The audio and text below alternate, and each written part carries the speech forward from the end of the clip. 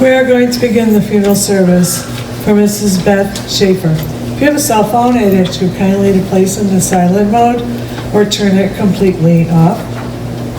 I'd also like to welcome everybody via live stream on behalf of the family. Thank you for attending.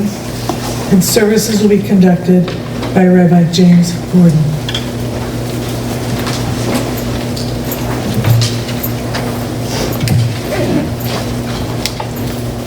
We're going to begin with a series of psalms that are commonly, traditionally read, recited at the funeral service of a good and just person, as was Mrs. Beth Shaffer, Herschel Basha Bat Noach. And I begin with the first chapter of Sefer Tehillim, Psalms 1.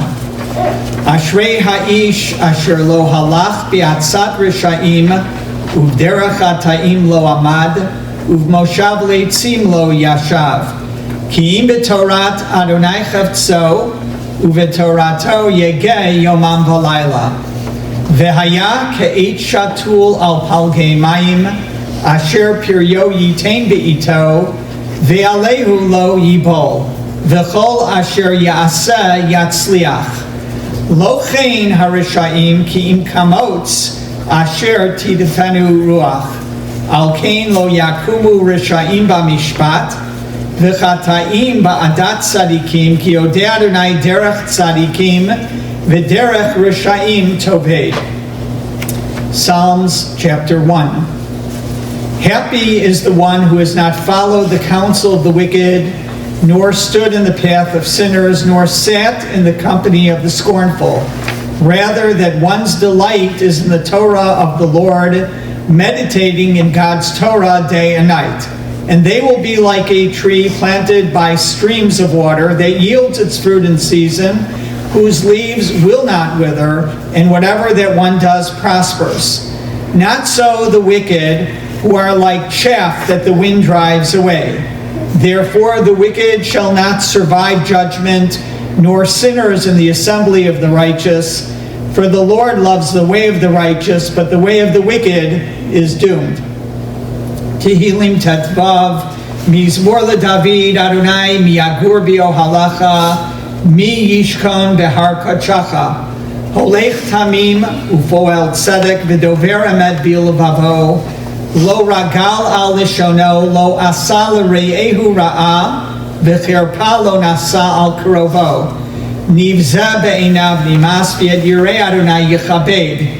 Nishpa li'ara v'lo yamir, kaspo lo natan b'neshach, v'shochad al naki lo lakach, osei ela lo yimot le'olam. Chapter 15 of the book of Psalms, Mizmor LeDavid, a song of David. Lord, who may sojourn in your tent, who may dwell on your holy mountain. One who walks in purity, does what is righteous, and speaks the truth from the heart. Who has no slander on the tongue, nor has done harm to a fellow, nor cast disgrace toward a neighbor. In whose eyes a contemptible person is repulsive, but who honors those who are in awe of the Lord. Who swears truthfully even to personal hurt and never retracts, who does not lend money on interest nor takes a bribe against the innocent. One who does these things shall never falter. I'm now going to recite first in the Hebrew, the 23rd Psalm.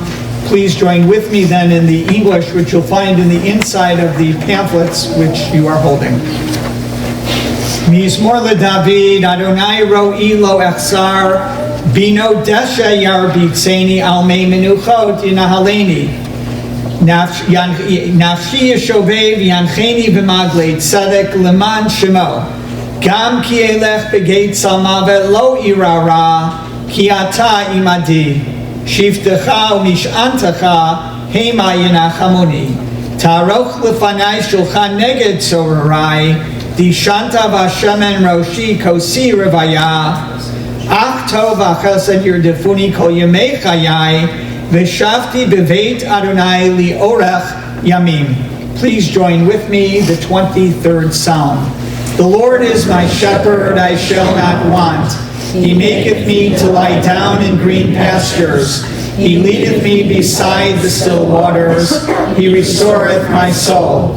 He leadeth me in the paths of righteousness for his name's sake. Yea, though I walk through the valley of the shadow of death, I will fear no evil, for thou art with me.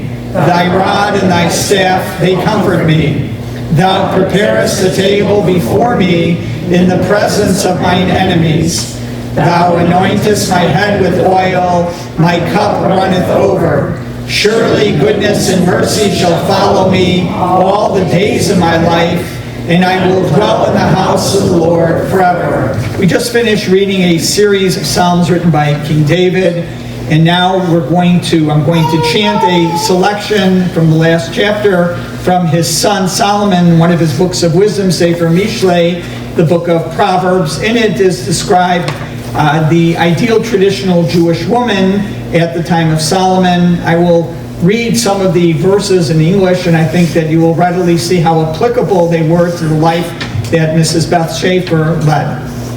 Eshet chayil mimtza verachok mipnim mimichra patach balev bala v'shala lo yachsar gimelatu tov v'lo ra kol yemei chayeha darshat semer ufishtim v'taspech hifetz kapeha hayta kion yotza ocher mimerchak tavi lachma v'takom bio laila v'titen teref leveta v'chok lenaroteha zamim asada v'tikachehu Mipricha pe'anata karem chagra v'yozmaneha v'tametzroteha tamakitov sachra lo yichbe b'layla neira yadeha shilcha b'kishor v'chape'atam chufalech kapa parsali ani v'yadeha shilcha la'evyon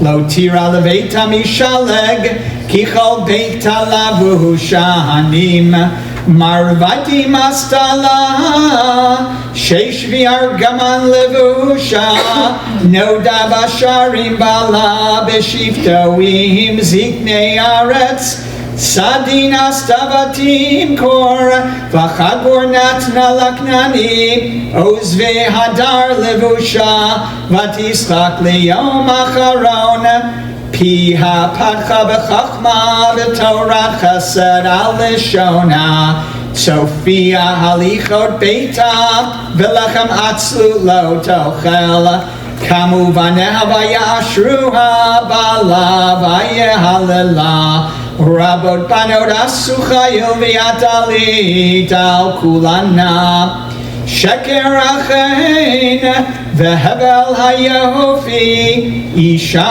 yirat Adonai Hi titalal tenula mipriyada v'haleluha v'sharim maseha Eshet Chayil, a woman of valor who can find far beyond pearls is her worth.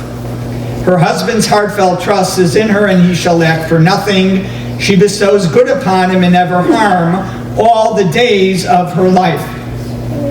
She discerns that her enterprise is good. Her lamp does not go out by night. Her hand, she stretches out to the distaff, and her palms support the spindle. She spreads out her palm to the poor and extends her hands to the destitute. She makes a cloak and sells it and deals a belt to the peddler. Strength and splendor are her raiment. She cheerfully awaits the last day. Her mouth is opened with wisdom, and the teaching of kindness is on her tongue.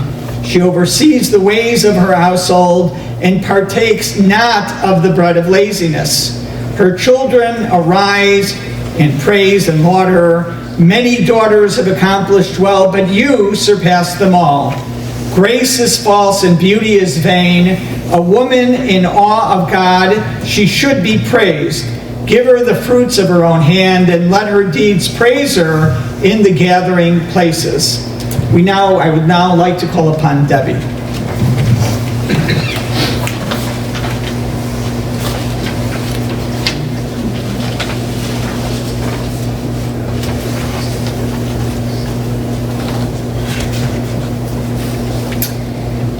Thank you for being with me and my family while we honor my mom and celebrate her life.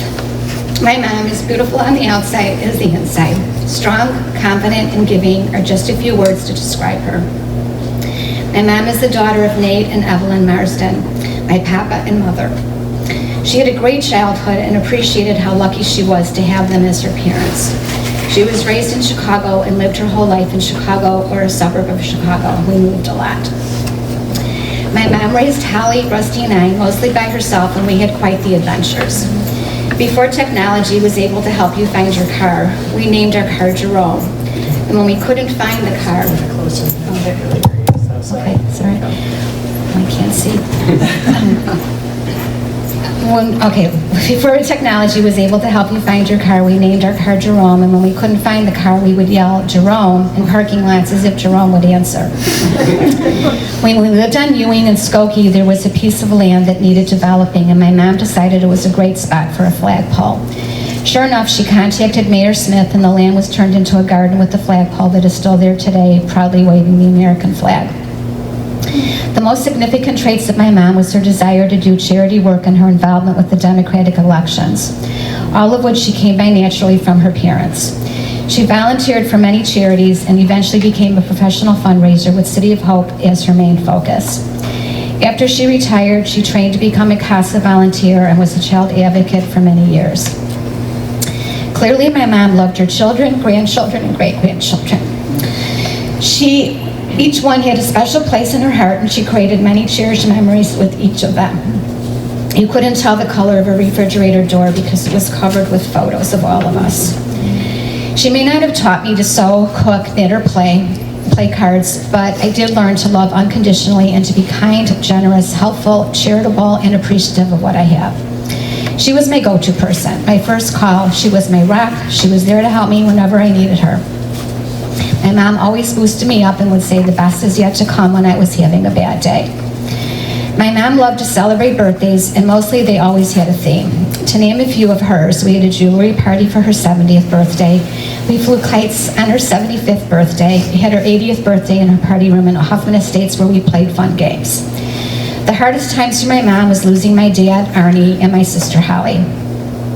I could never understand where she found her strength to persevere. I guess losing my dad to cancer fueled her to make sure there was a cure so others wouldn't suffer as she saw my dad do. And after losing my sister, she became involved with suicide prevention organizations and charities. Her broken heart was truly the strongest and loving heart of anyone I know.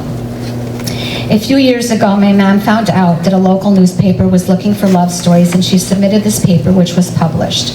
I would like to share this with you as it tells her story in her words. The story in Beth and Arnie. Arnie and I met in February of 1954 at a Valentine's party at a friend's house. I had brought my girlfriends and a friend's boyfriend rounded up the boys.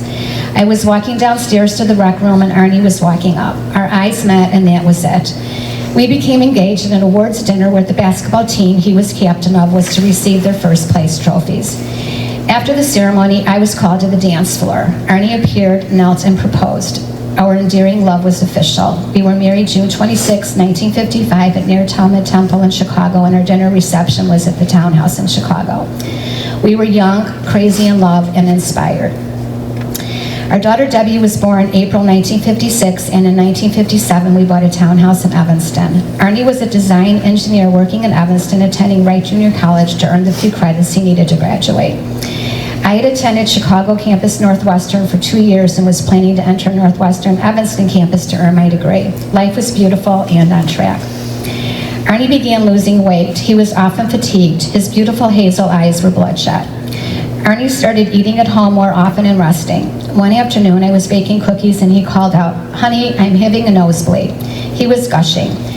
I called the emergency number and then my parents. I left her 2-year-old with neighbors and followed the ambulance to Evanston Hospital. In the emergency room, he was seen by Dr. Jenkins, who administered drugs to stop the hemorrhaging and hospitalized him.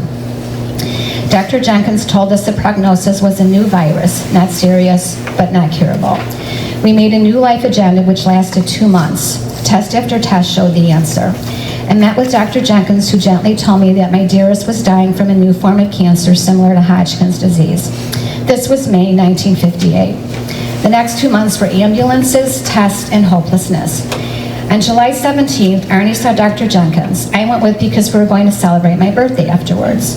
While Arnie was dressing, Dr. Jenkins told me his illness was insurmountable. He was dying. At best, he'd had less than 3 months left. My love, my 6'2", healthy, handsome Air Force veteran, was very ill. Arnie was in and out of the hospital, and over Labor Day weekend, he was put in isolation. His 25th birthday was September 29th. We all knew he would not be there for it. His chief nurse told him she would be on vacation on the 29th, so the whole staff was giving him a party on September 10th. On September 19th, 1958, my beloved closed his eyes. My dad and I went to the hospital to sign papers and get his personal items.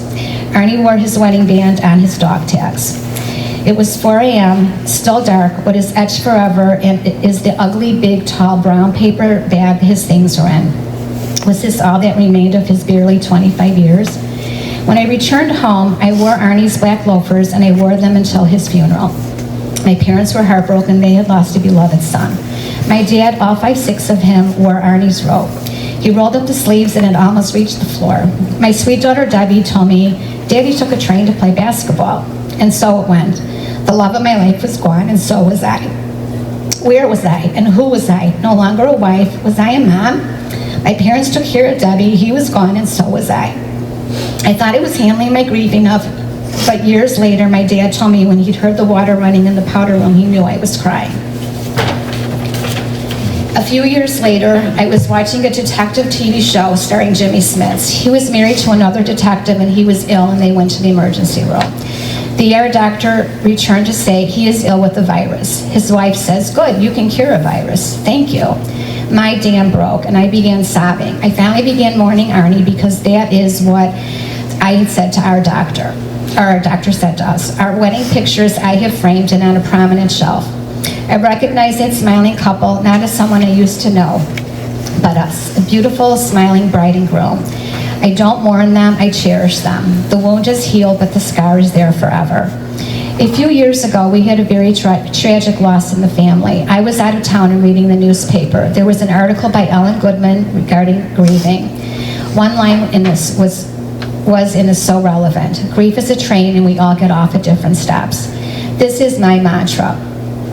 I still have my Arnie moments, though 60 years have passed, but after a tear or two, I smile again and reflect on our happy time.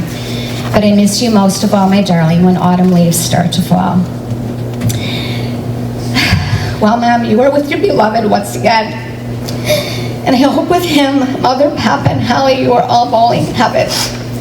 You will forever be in my heart, and I already miss you so much. I am your Debbie, too. I'd like to call upon Rusty.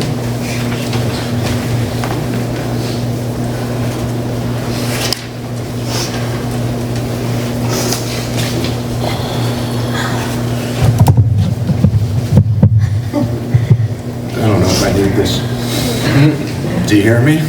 Can you hear me? Can you hear me? That's all that matters.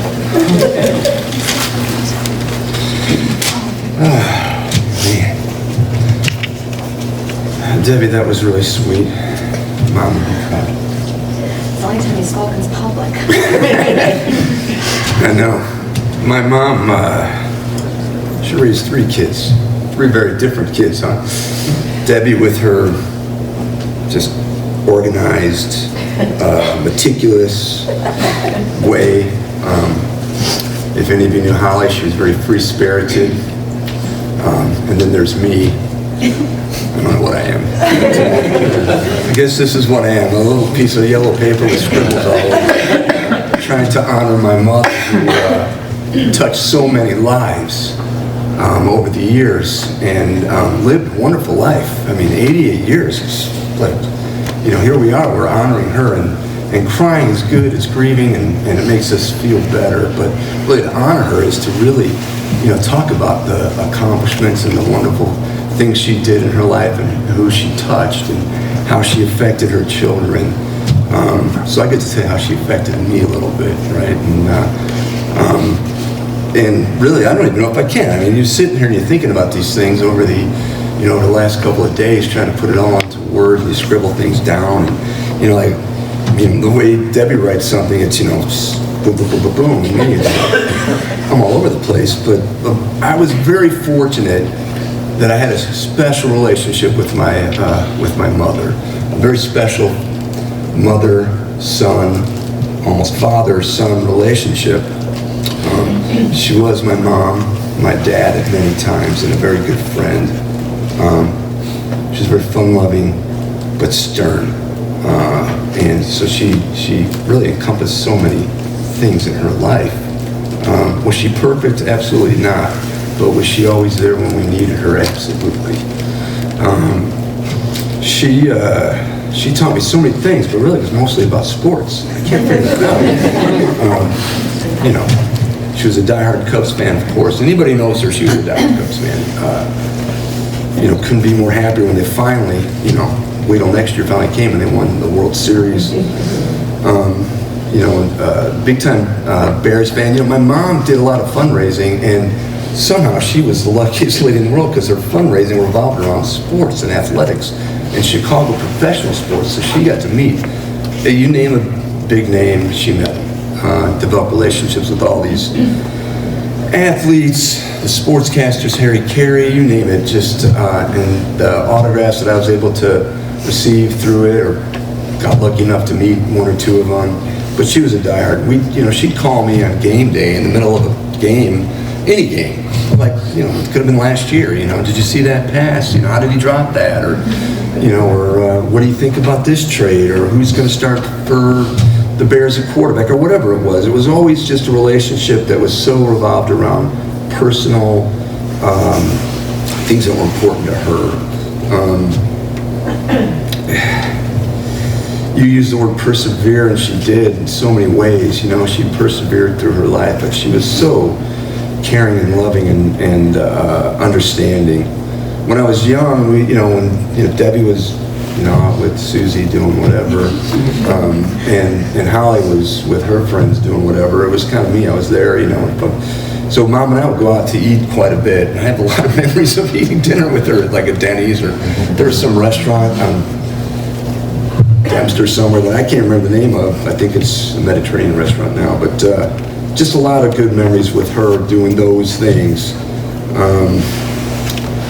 I don't know. She taught me one thing that she kind of paraphrased Thoreau, Henry David Thoreau, and walked to the beat of a different drummer, and that kind of stuck with me when I was a little kid. So what did I do? I got to be 18 and I left, moved away, and seemingly didn't come back, but she embraced that as well. She embraced my love of my life, my wife, and my children, and now my grandchildren, and she even would come out and visit us. One story I remember, I tell this all the time, so sorry if I've already said this to you once before, but she came out to Albuquerque, and Albuquerque is a mile-high city, it's just like Denver, and I picked her up from the airport. I was working at a restaurant called High Finance. It was Sandia Peak, which is about 10,300 feet above sea level. Picked her up from the airport, ran her to the tram. We ran up the tram. We ate dinner up there because I was working there at the time. We ate dinner there. She had I think she had a glass of wine. We're done with dinner. She gets to the tram. You had to take a tram to get up to the peak, okay? And then, of course, take the tram down. Sure enough, boy, the altitude, the wine, the travel hit her like a ton of bricks, and boom, passes out, on the way down from the tram. It was just a funny memory for me and her. How I could do that to my mom, right? I thought I was doing a good thing, taking her to dinner. But it is like a memory that'll stick with me forever, with so many memories. But the walk to the beat of a different drum. I know Thoreau's quote's a little different than that, but it's in basically that, and it's just kind of live your life. You may not agree with everything that your companions are agreeing with, but be you, be true to you. So I did, and that's one of the biggest things that she taught me. If you knew my mom, you knew she loved sports, you knew she was caring, but you also knew she was a patriot. She was incredibly patriotic, and that was another thing. We talked about the flag. That is a real story. Go by East Prairie, and what's the cross street there? Is it Ewing? No, the cross street is Ewing? Well, anyway, there's south of Dempster. South of Dempster. And there's a flagpole there with an American flag on it and a beautiful garden. And she made that happen. That was her dream, her idea. She made that happen. And incredibly patriotic, and she instilled that in me too. And anybody who knows me knows that. And they'll tell you. So a couple years ago, it's so interesting. I'm going to tell this. I'll end here in a second. She told me about a movie called Taking Chance. It's with Kevin Bacon. And if any of you've seen it, it's a great movie. And I encourage you to watch it. She said, you know, watch this movie. It's a great movie. Blah blah blah. And it's basically about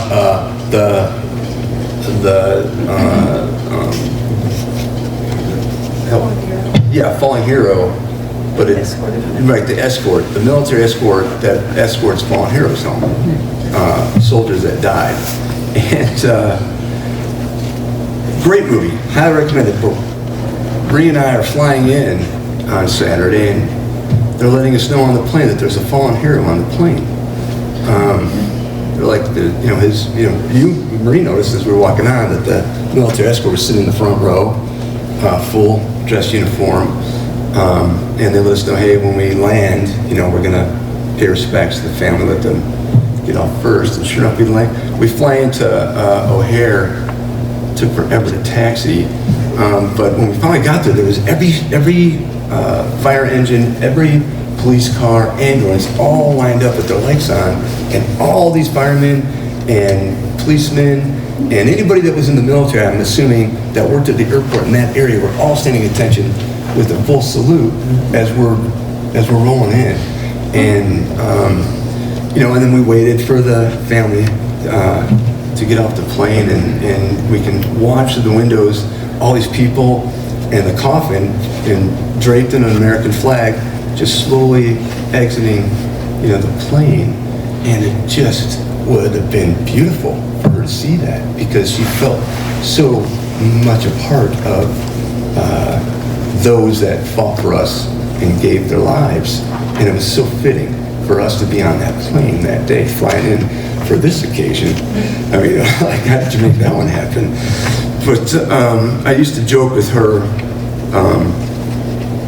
that she was going to live forever, because it seemed like she was going to live forever. I mean, really, didn't matter how old she was getting. You're not going anywhere. And she's gone, and I really, we need to honor that life that she lived, and let's make sure, and I know I'm going to make sure, she lives forever. She lives forever in her memories. And she really did raise some good kids, but she was a wonderful person. Her legacy, part of her legacy is sitting right here, and her grandchildren, and her great-granddaughter. And we'll make sure that we will honor her life and make her live forever. And I really do appreciate y'all being here.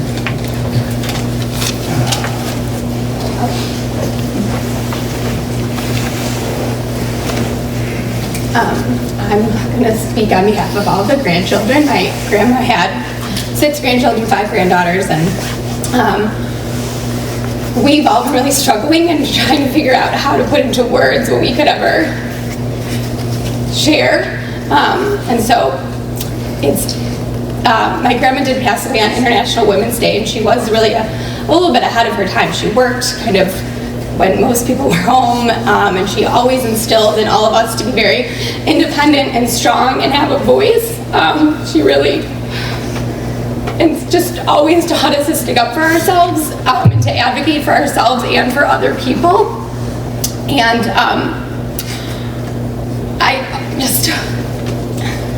we'll end with this. We all shared this, we have the same memory, because we all grew up in the 90s listening to the Bodyguard soundtrack and belting out Whitney Houston's songs. So we will always love you. Are you going to sing it?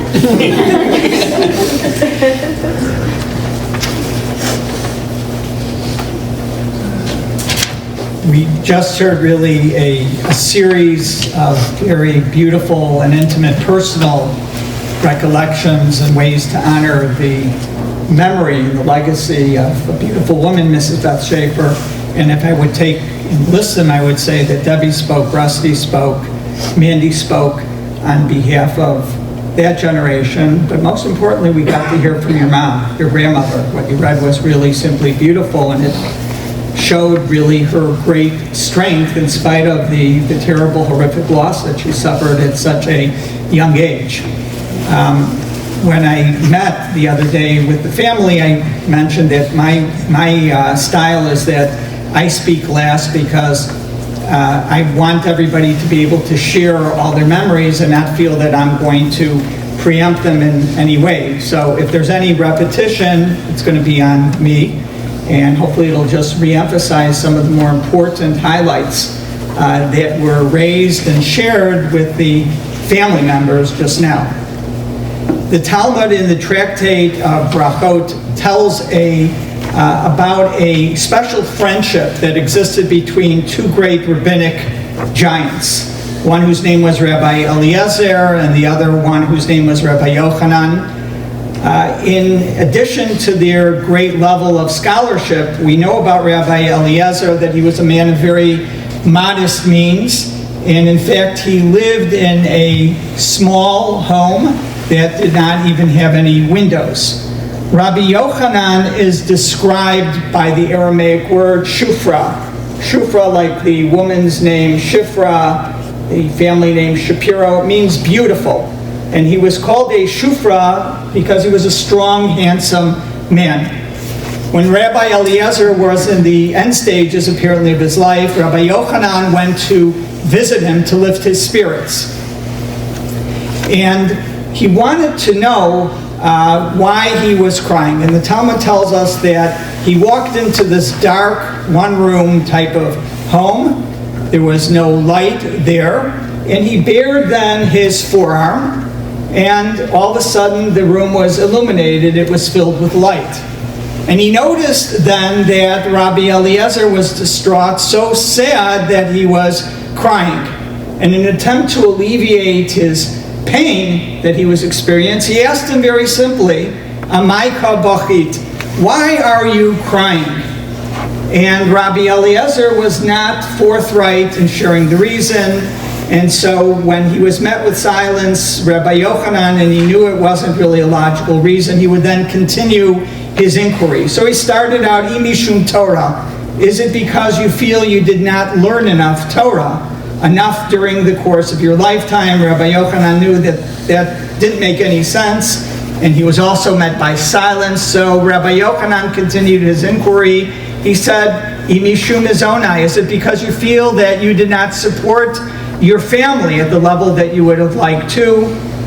Didn't make sense to him, and met with silence. He continued one more time, and he said, is it because of Banai? Is it because you feel that you did not have enough children? Once again, he was met by silence, and then the silence was broken, and Rabbi Eliezer responded the following, Lahai shufra debale bi'afra ka bachina. I am crying because I know that someday this shufra, referring in third person to Rabbi Yochanan, I know that someday he too will be in the dust, meaning that you too will pass away at one time. And that is the reason why I am crying. Rabbi Eliezer responded, Al davidai ka bachit. He said, this makes sense, that is the reason why you are crying. And we learned that these two giants of Jewish scholarship, Uvahu Tarvayu, they both cried, they wept together. We learn many important lessons from this story in the Talmud. One is that we are all immortal, no matter how beautiful, how strong, how much of an impact we have made upon others. We all are immortal. We are going to pass away at some time. We also learn that while we are here, we have the opportunity to shed light on the lives and impact in a positive way upon the lives of others. Like Rabbi Yochanan, as we've heard so beautifully, Beth Shaffer was a shufra'ah, as Debbie noticed, both outwardly in her appearance, a beautiful woman, but more importantly, internally, her soul. And her life was devoted to the care of others in everything that she did, both personally and professionally. Like Rabbi Yochanan, she also brought great light and joy into the lives of everyone with whom she came into contact. First and foremost, as we've heard, was her family. She was the loving and devoted daughter of Nathan, in Hebrew Noach, who emigrated from Leeds, England, and married Evelyn Chava, who was more locally from here, from Elgin. An only child, Beth was raised in the Lincoln Park, Lakeview area of Chicago. As pointed out to me, and I'm surprised it wasn't shared, that her love of sports was inspired by outings with her father to nearby Wrigley Field. We heard about her love story with Arnie, that it lasted all of 3 short years, but really it lasted with her forever. Really, for another 65 or so years, it kept on going on, and she was able to pick up. Left a widowed single mother, Beth met Bert Shaffer, whom she later married. Bert adopted Debbie. Together, Beth and Bert had 2 beautiful children, Russell, we've heard from Rusty, and from Holly of blessed memory. Beth is survived by her loving children, Debbie and Rusty and his wife Marie. Sadly, as noted before, Beth was predeceased by Holly back in 1996, Arnie as well as Bert. And again, we know that it is natural for a parent to pass away before a child, and that's what we always pray for. But to lose a child is something that I've been told by people near and dear to me is something that's devastating, that you never get over, and it's always going to be with you. But yet we see the strength of your mom. Beth is also survived by her son-in-law, Barry Cohn, and Susie Stephen, Bert's sister, who lives in California. As really Mandy spoke about, her grandmother was, and Debbie spoke about, a single mom for a good part of Debbie, Rusty, and Holly's childhood. And now specifically what Mandy said, really, that she's remembered her grandmother as being ahead of her time when such a situation was far less common than it is today. In addition to being a dedicated employee and professional, Beth found at all times plenty of time to always be there for her children, something really that Rusty, I think, hit upon too. Debbie, Rusty, and Holly's childhood. During their childhood, some of the roles that Beth had included, I know I read an article, it said a Little League coach, but I think they meant a Little League mom. Right, do you play Little League? Okay, so Little League mother. The writer was just a little off. I think she coached the coach, though. Oh, she coached the coach. Okay. So that makes sense. Probably would. Okay, I welcome that correction, amendment. And she was a Girl Scout leader and also a Cub Scout den mother. These were the many roles that she had, that in spite of her work schedule and everything like that, she was there not only to be there for her children, but to really lead her children and their friends as well. A proud Jewish woman, Beth made sure to raise her children in a home with Jewish values. Rusty matriculated through Hebrew school at Maine Township Congregation and celebrated his becoming a bar mitzvah there. Beth was especially proud of Holly of blessed memory and her involvement as a teen with the USY youth group, and later on regarding her participation at Beth Tikva congregation in Hoffman Estates, the synagogue where Holly belonged to while raising her family. As mentioned before, Mandy in particular, Beth was blessed with 6 grandchildren and 14, and I would say in counting, I wouldn't put the end to that, great-grandchildren. She is remembered lovingly by all of her grandchildren and represented then by Mandy and by Deanna. She is remembered by all of the grandchildren, Aaron, his wife Laura, Mandy and her husband Adam, Elena and her husband Ray, Ariel, Alyssa, her husband Remington, or Remy, and Deanna and her husband Chris. And we've heard from a representative sample, really, or representation of the memories of her grandchildren through Mandy, how blessed they were to have such a wonderful woman as their grandmother, and to be able to have her around for so long, really, into their early adulthood. Something that maybe is more common today, but it's still really a treasure. And to have somebody whose mind was sharp till the very day that she passed away. Nothing got past her during her entire lifetime. Some of the memories that you shared with me that I'm hoping that I'm not going to repeat, but one is that how astute your grandmother was to each of her grandchildren and how she developed a special, unique relationship with each one. So, for example, Mandy and Adam shared that when Adam was in law school, Beth discovered, and I didn't even know they existed, flashcards to help law students with their preparation for their exams. And she gave them to him as a gift. So it didn't hurt at all, right? Okay, along the same lines, Deanna mentioned that as a child, she loved watching a favorite show of my kids, and that was the cartoon, the animated show Arthur, about an aardvark.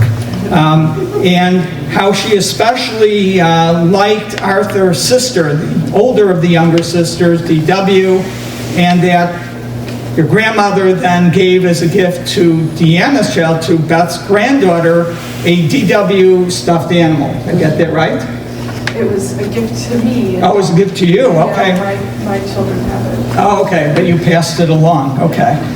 And another memory they have, and I seem to remember seeing it around too at the symphony, was your grandmother's jean jacket, and then how she added the names of her grandchildren onto it, and how this was a cherished garment, not just because it looked cool, but probably because it had such a personal meaning to her, and really was a warm embrace, both literally and also spiritually, figuratively. She loved giving her children, grandchildren, cousins greeting cards, some of which she created herself.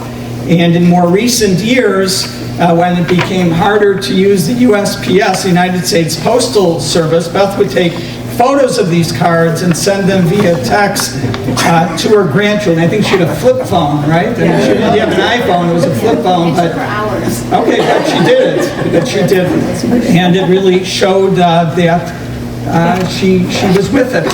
And she was able to relate and communicate at the level of her grandchildren. Ariel shared, when we spoke to her the other day on the phone, how her grandmother was always available to speak and knew what to say at what time. So, for example, when Ariel faced different challenges in life, her grandmother always offered words of encouragement. For example, like, no matter how many times you fall down, you will get up. There is the phrase in English, what goes around comes around. I think in some parts of the world they say what comes around goes around. But just as Beth took wonderful care of her children, then led by Debbie, who was local, and Rusty and family who were out of town, they made sure that their mom and grandmother was well cared for. I personally got to know Beth quite well in her final chapter of life spent at the Symphony of Buffalo Grove. She was well liked by both other residents and staff. Beth was very grateful for the care she received and openly expressed it to such staff members as the nurses, the nurse assistants, CNAs, members of the dietary staff, and the administrator herself. She let people know, and believe me, when you're used to living an independent life, no matter how wonderful a nursing facility may be, it's not the same thing as home. And there are a lot of people who just like to complain. But Beth was not one of those people. She truly appreciated what she had, and she was very grateful to those who did the best they could to provide her with the care that they did. I found Beth to be a devoted matriarch, the leader of her family, a committed Jewess, as well as a grateful, kind, and also, as mentioned, a fun-loving woman, communicating daily with her children, grandchildren, and greater family gave her purpose in life. She proudly shared photos with me and others of her children, grandchildren, and great-grandchildren, and I know even of a cousin when the bar mitzvah was out in Colorado? Okay, oh, okay, right. She was so proud of the invitation, and she felt that she was there spiritually, at least. I know how much Beth looked forward to attending and participating at Mandy and Adam's wedding very recently, and that's really probably what kept her really going in the game, so to speak.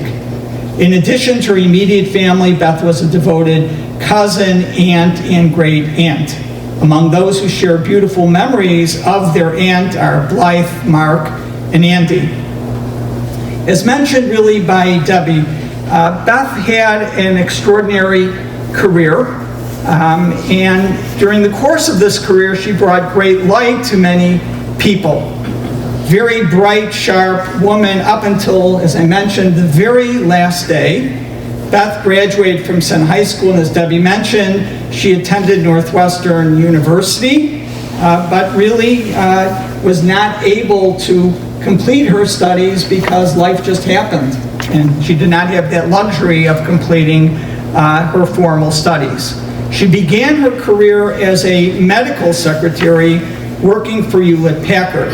In 1975, Beth was recognized for her outstanding work for HP and her extensive volunteer work for the medical community, and was featured then in a Hewlett-Packard publication, which I had the opportunity to read.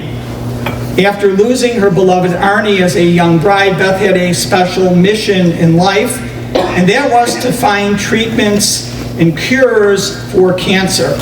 She was a devoted super volunteer for the City of Hope for many years. Her roles included holding different positions, really culminating in serving as president of the Chicago Regional Council.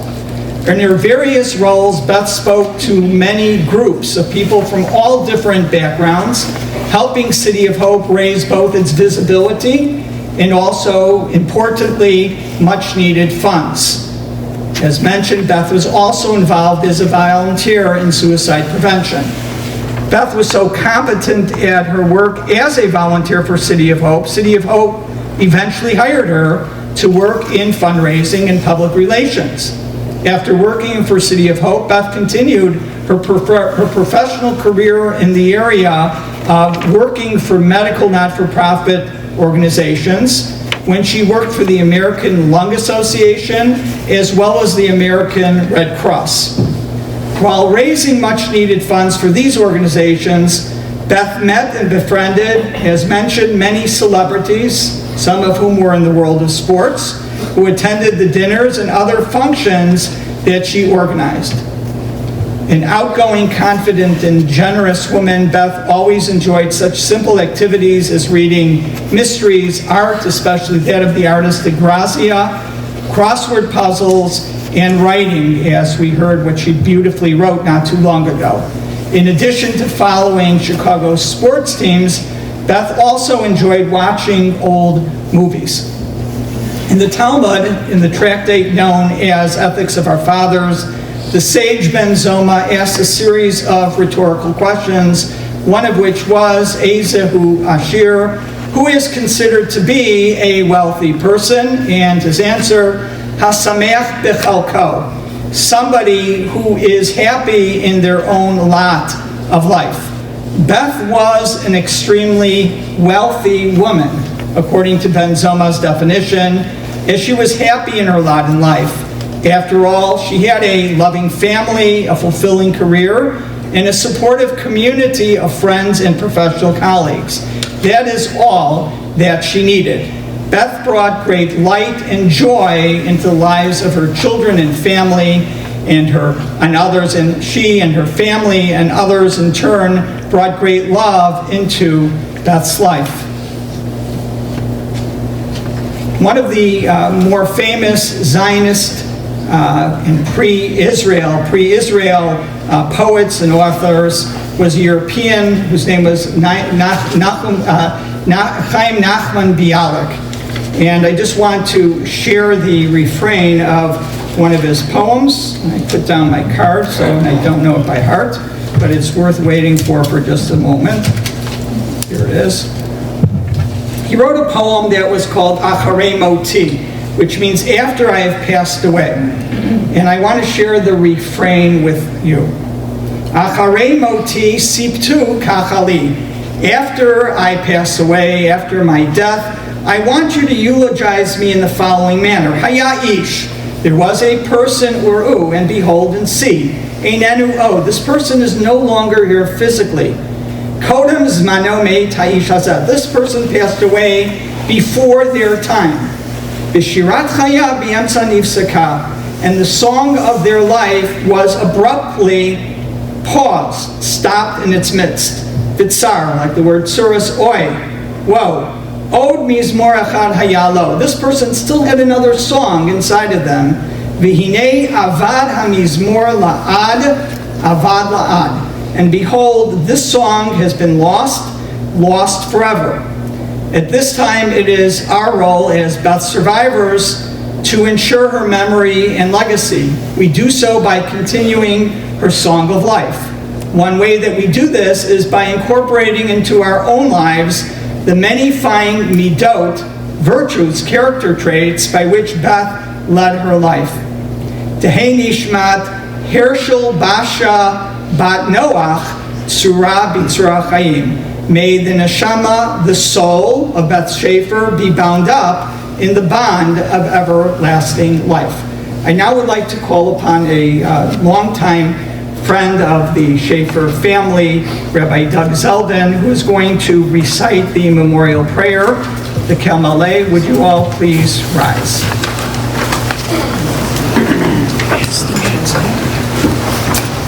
I want to first of all let you know that Rabbi Marsden in Israel sends his condolences. I informed him of Beth's passing, and he sends his condolences, and I send my love to you. I was just officiating at another funeral here in the cemetery and came in a few minutes late, but Rabbi Gordon, beautiful words, and I just thought I would extend my condolences to you and tell you that my love is for you. I'm so honored that your mother always stayed in touch with me over the years. She called me all the time for advice. One of the hardest things I ever did was officiating at Holly's funeral and speaking there. One of the hardest things I ever did in my life. I love this family, and I pray as we come together at this solemn time that we should only come together after this period of mourning to celebrate Simchas together in a world of love and peace. Amen.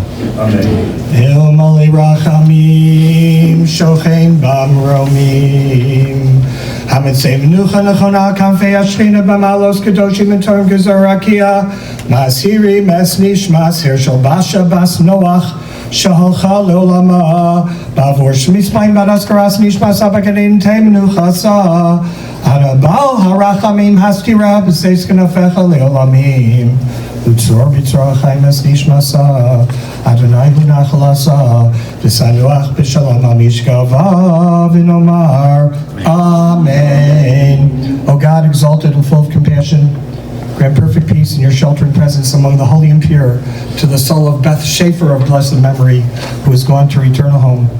O Master of mercy, we beseech you to remember all the worthy and righteous deeds that she performed in the land of the living. May her soul be bound up in the bond of eternal life. For Hashem, God is her portion. May she rest in peace, and may her name always be remembered for a blessing. And let us all say, Amen. Please be seated.